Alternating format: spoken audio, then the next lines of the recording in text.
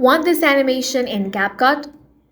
All you want to do is launch open the CapCut app on your laptop or PC. Now click on the Create Project option or open up your existing project. From here, select the option of stickers. Then click on the charts option, which is available for free. Once you get here, you want to click on the radar chart option. Now it's going to look something like this. You will have two different types of radar chart. You can also select group radar chart if that's what you want.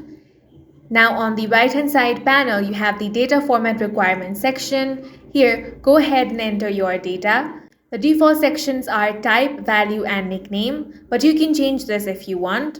To change it, click on the settings icon. Now you can enter a new title over here. You can also change the font and font style. Now you can make different adjustments from here. Click on the Style and Animation tab. From here, you will be able to change the theme. You can also change colors from here.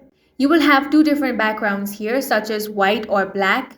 To adjust the background, you can simply drag this slider. Once you're happy with the result, click on the Add to Timeline option.